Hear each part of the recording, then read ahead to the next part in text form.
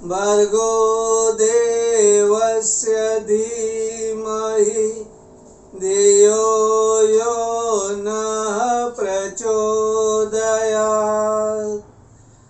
ॐ गुरुर्ब्रह्मा गुरुर्विष्णुः गुरुर्देवो महेश्वरः गुरुर्साक्षात् परब्रह्म तस्मै श्री गुरवे नमः।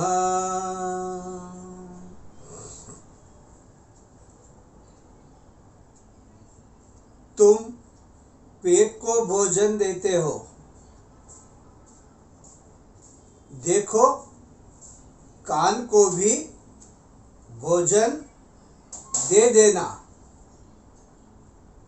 अगर शरीर को भोजन नहीं देंगे तो शरीर कमजोर हो जाएगा। अगर कान को भोजन नहीं दोगे तो बुद्धि मंद हो जाएगी। परम पूज्य गुरुदेव ऐसा कहते थे। उनका कहने का अर्थ था, अपने कान में सात्विक भोजन डालो। जैसा हम लोगों ने पिछली बार बात की थी, कान ये कोई कचरा पेटी नहीं। यहाँ पे निकम्मी बातें, निंदा, चुगली, गाली गलौच, नकारात्मक बातें ये नहीं डालना है, क्योंकि हम जो सुनते हैं वह भी एक तरह का आहार है और जैसा आहार हम लेंगे वैसे बनते जाएंगे। इसलिए परम पूज्य गुरुदेव कहते हैं कि सात्विक आहार अर्थात बड़े बड़े महान पुरुष हैं, बड़े बड़े ग्रंथ हैं, उनके वचनों को हमें सुनना है, उसे हमारे भीतर उतारना है। अगर अच्छे विचार नहीं डालेंगे, अगर सकारात्मक विचार नहीं डालेंगे तो बुद्धि मंद हो जाएगी, बुद्धि कमजोर हो जाएगी। इसलिए इसका बहुत ही महत्व है। ओम करुणो में क्षोत्रमस्तु, ये जो श्रुति है, पहले लोग किसी के बारे में पूछते थे तो पूछते थे बहुश्रुत है क्या। बहुश्रुत यानी जिसने बहुत कुछ सुना हो, क्योंकि ज्यादा जितना तुम ज्यादा सुनोगे उससे ज्यादा तुम्हें नॉलेज मिलेगा, ज्ञान मिलेगा। और ज्ञान जैसा कुछ पवित्र नहीं, नहीं ज्ञानेन सदृशम पवित्रम इह विद्यते, ऐसा भगवान कृष्ण ने गीता में कहा है। तो उसका एक बहुत महत्व है।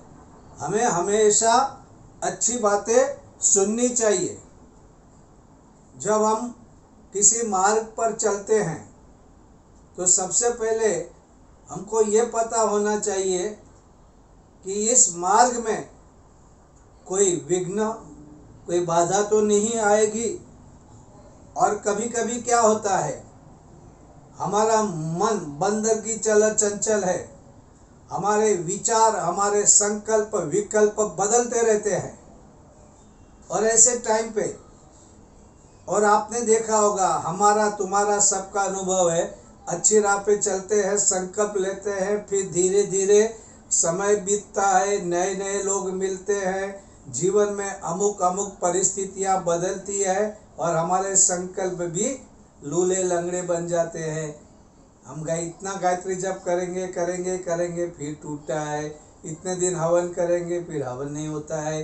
इतना काम करेंगे, इतनी किताब पढ़ेंगे, इतना सत्संग करेंगे, लेकिन धीरे धीरे समय बीतता है और लोग भूल जाते हैं।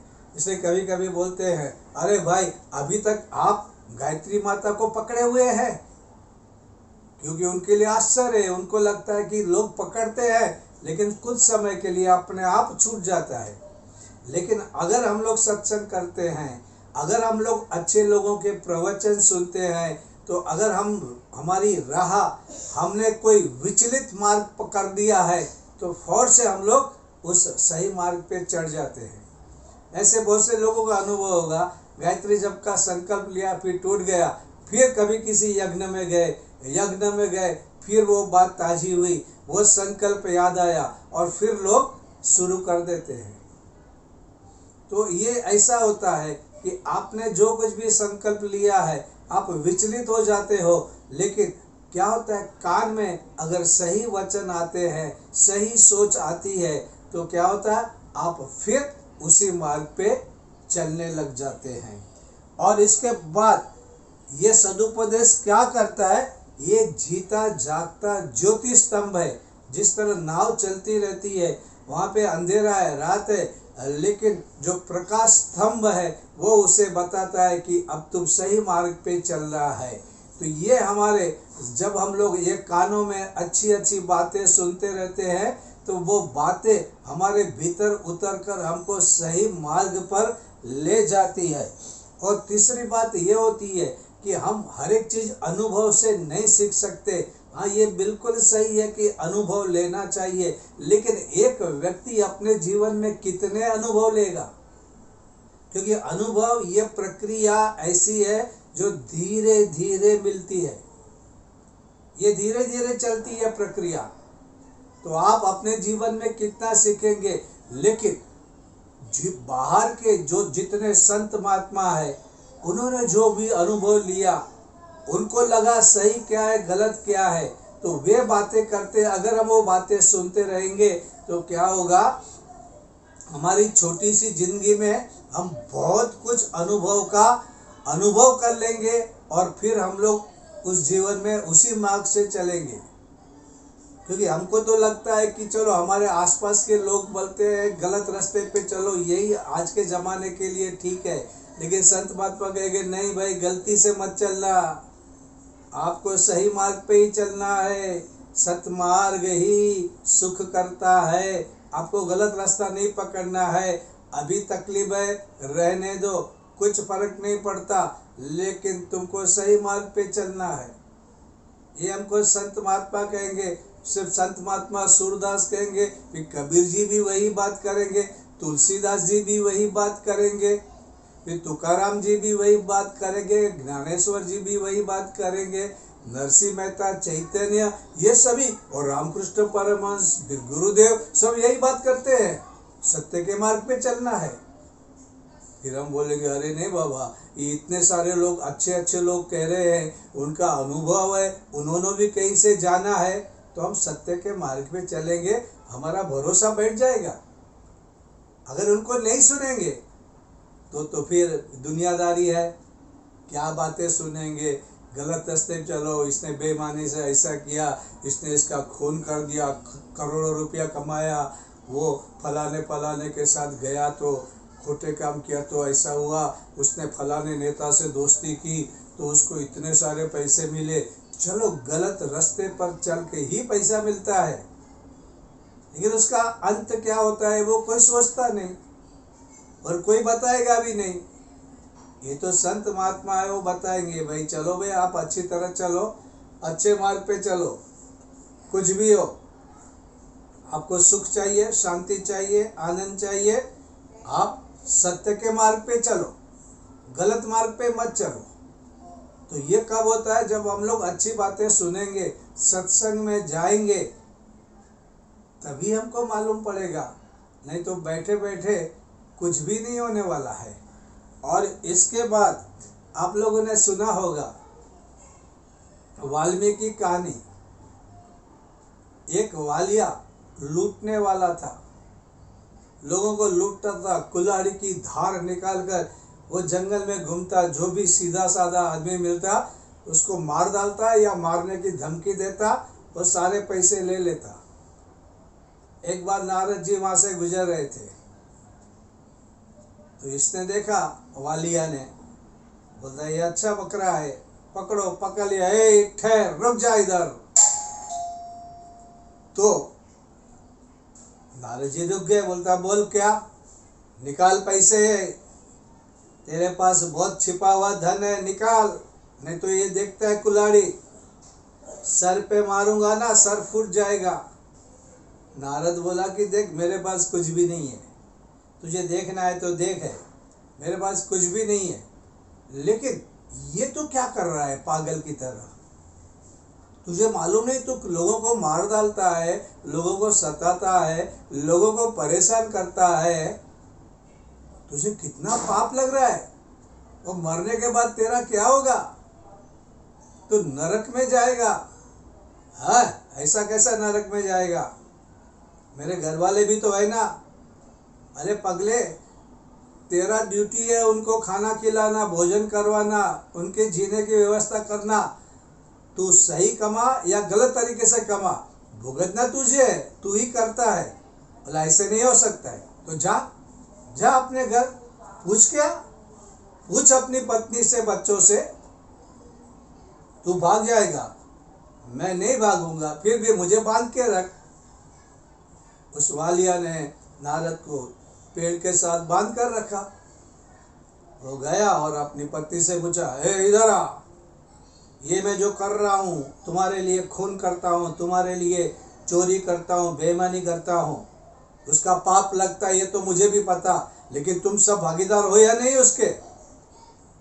उसकी पत्नी ने बोला, काहे को, हम काहे को भागीदार बनेंगे, आप हमारे पति हैं, आपका धर्म है हमें भोजन देना, हमारी रक्षा करना, हमें घर देना, हम इसमें भागीदार नहीं।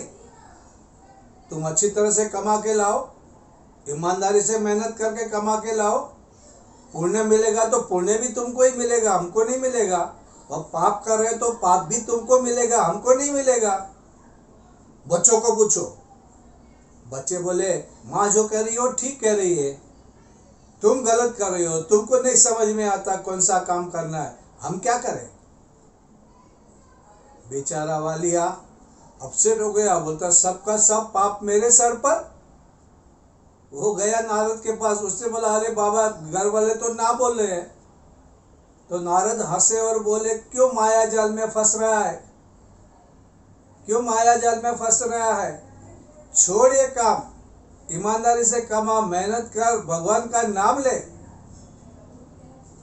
और इस तरह से इसका दिमाग सही चला, क्योंकि उसके कान में सही विचार गए, दिमाग की जो हमारे बम्बई की भाषा में ये ट्यूबलाइट जल गई, यहाँ पर लाइट हुई, प्रकाश हुई, मतलब उसको सही ज्ञान मिला और उसने अपना जीवन बदल दिया। और जीवन ऐसा बदला कि आज वाल्मीकि रामायण आज भी हमारा जीवन बदल रही है। जो लोग रामायण को पढ़ते हैं, सही अर्थ समझते हैं, उनका जीवन बदल जाता है। यह है शब्दों की, सत्संग की कमाल। तो इसलिए हमारे कानों में हम बहुत ही सही, अच्छे, शुभ विचार डालें। उसी तरह हाथ भी, हमारे जो हाथ है ये भी सही काम करने के लिए भगवान ने दिया है, इसका गलत उपयोग नहीं करना है। हम लोग सवेरे उठते हैं तो हमारे ऋषियों ने बोला है, कराग्रे वसते लक्ष्मी, कर मूले सरस्वती, कर मध्य तु गोविंद, प्रभाते कर दर्शनम। सवेरे सवेरे हमारे कर के, हस्त के दर्शन करने हैं। कराग्रे वसते लक्ष्मी, लक्ष्मी भी हम तुमको तुम्हारे हाथ से यानी मेहनत करने से मिलेगी, सरस्वती भी तुमको मेहनत करने से मिलेगी, और दोनों के मध्य में भगवान भी तुमको मिलेंगे। तो ऐसे ही बैठे बैठे निठल्ले लोगों को नहीं मिलते। ये मेहनत करने के लिए अपना हाथ जगन्नाथ, ये इसलिए है, हाथ से दूसरों को सहारा देना है, गिरे हुए को उठाना है, शाबाशी देनी है, आशीर्वाद देने हैं, लेकिन हल्की चेष्टा नहीं करना है, किसी को मारना नहीं है, किसी को गिराना भी नहीं है, किसी को धक्का भी नहीं मारना है। ये हाथ दूसरों को मदद करने के लिए है। दूसरों को मदद करेंगे तो हमारा जीवन बहुत अच्छा होगा। जितना भी हम लोगों को सुख देंगे उतना ही सुख हमको मिलते रहेगा। इसलिए हाथों का महत्व है, इसका सही उपयोग करना है। गलत उपयोग किया तो हमारे जीवन में दुख आएगा ही। उसी तरह हमारे पैर, इन पैरों का सदुपयोग करना है। इस पैर से हम चलते हैं तो लोग पैर या पाँव कहते हैं। ये क्यों? स्वार्थ के लिए। नौकरी करते हैं, व्यापार करते हैं, पगार मिलता है तो हम दौड़ते हैं, इधर जाएंगे उधर जाएंगे, दुकान पर जाएंगे, वखार में जाएंगे, कारखाने में जाएंगे, ट्रेन से जाएंगे, रिक्शा से जाएंगे, चलते हैं। ये हमारा चलना, ये हमारे स्वार्थ के लिए है। ये भ्रमण है, ये घूमना है, ये चलना है और ये वंडरिंग है। इससे कुछ नहीं होता है। ये स्वार्थी आदमी अपने स्वार्थ के लिए इतना तो करता ही है। लेकिन अगर लोक कल्याण के लिए, दूसरों की भलाई के लिए, दूसरों की अच्छाई के लिए अगर कोई चलता है तो वह चलना बहुत ही अच्छा है। और ऐसे महात्मा के पैरों को लोग चरण कमल कहते हैं। और ये चरण कमल ये पूजा करने योग्य होते हैं। लोग उसकी पूजा करते हैं। संत महात्मा के चरण को चरण कमल कहते हैं। मस्तक झुकाते हैं, हाथ से स्पर्श करके अपने आंखों में लगाते हैं, क्योंकि ये पवित्र है। पवित्र क्यों हो गए पैर? पैर तो वैसे ही है। हमारे पैर और गुरुदेव के पैरों में कुछ अंतर था वैसा नहीं है। लेकिन जिनके पैर दुनिया को बदलने के लिए, दुनिया के भले करने के लिए चलते रहे, उनके पैर चरण कमल है, पूजा करने योग्य है। और कुछ ऐसे गुंडे मवाली भी होते हैं जो दूसरों का नुकसान करते घूमते हैं। और ये गुंडे मवाली, वैसे गुंडे मवाली कितने तो अच्छे कपड़े, वाइट कॉलर गुंडे भी होते हैं, कपड़े तो बहुत बढ़िया पड़ते हैं, लेकिन दूसरों का नुकसान करने का काम उनके पास है। ऐसे लोग चलते हैं तो उसको कहते हैं टांगे। और हम जनरली ऐसा सुनते हैं कि इस टांग को तोड़ दो। तो टांगे होती है तोड़ने के लिए, चरण कमल होते हैं पूजा करने के लिए, और हमारे पैर होते हैं हमारी स्वार्थ पूर्ति के लिए। तो इसलिए हमें इसको सावधानी से हमारे कदमों का उपयोग करना चाहिए। हम चलते हैं तो ठीक है स्वार्थ के लिए, लेकिन जब इसमें हमारा मस्तक लगता है तो वो प्रवास बनता है। वो प्रवास बनता है। It is a travelling. यहाँ जा रहे हैं, हरिद्वार जा रहे हैं, ये देख रहे हैं, वहाँ जा रहे हैं। लेकिन इसमें अगर हृदय जुड़ जाए, पूरी पवित्र भावना, हृदय पूरा खिला खिला हो और हम यात्रा कर रहे हैं, हम चल रहे हैं, तो वो सबसे पवित्र यात्रा है। और उस यात्रा से हमारा जीवन खिल जाता है और हम हमारी राह में जितने लोग मिलते हैं उनके जीवन को भी हम बदल सकते हैं। क्योंकि यहाँ पर स्वार्थ नहीं, यहाँ पे हम बदल गए, हमारा हृदय बदल गया है। बहुत से लोग जाते हैं यात्रा पे, पैसे इकट्ठे करते हैं। एक आदमी को बोला था कि भाई अपने धर्म के नाम से कुछ पैसे तो बोलता ठीक है, मैं 10 रुपया रोज का निकालूंगा। एक दिन मिला, बोला भाई साहब बहुत पैसे हो गए, हम हरिद्वार घूम के आए, यात्रा करके आए, पैसे पूरे खर्च हो गए, बहुत अच्छा लगा, धर्म का पैसा इस तरह काम आया। अब उसे कौन समझाए, धर्म का पैसा इस तरह तेरी यात्रा करने के लिए, तेरे को पिकनिक निकालने के लिए नहीं था।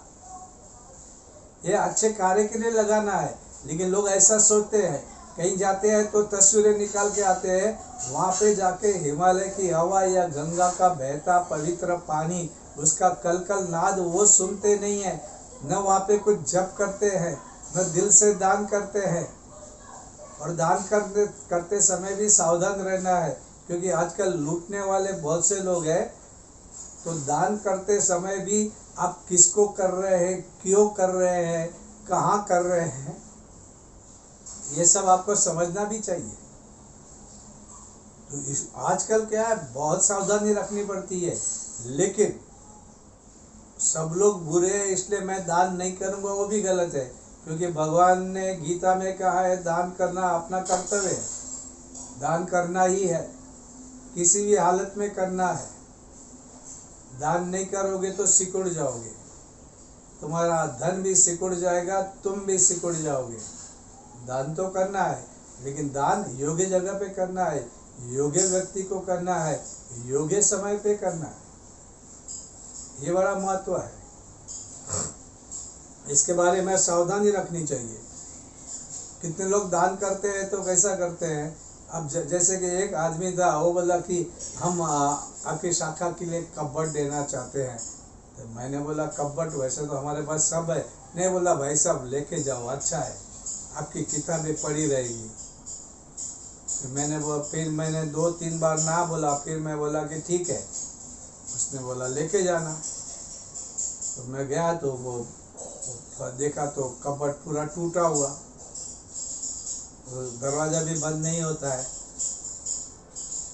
और मजदूर बोला कि 125 रुपया तो मिलेगा आपके घर तक पहुंचाने का। फिर वहाँ पे कबर्ड को रिपेयर करने के लिए वापस वहाँ पे हुआ तो 100 रुपया। कलर सब निकल रहा था, हाथ को रंग लग रहा था, अंदर डस्ट था। ऐसे कबाड़ को कुछ नहीं कर सकते, फेंक देना पड़ा। तो ऐसे जो दानी होते हैं वो दान सही नहीं है। दूसरा, आप लोगों ने यज्ञ में देखा होगा, लोग पैसे देते हैं, उसमें कभी कभी आधी कटी हुई या जली हुई नोटें भी लग देते हैं। उनको लगता है कि इस तरह करने से हमने दान किया, वो भी आया, वीडियो में भी आ गया, कैमरा भी में उन्होंने कैच कर लिया और डाला फटा हुआ नोट। ये दान करने का तरीका नहीं हुआ।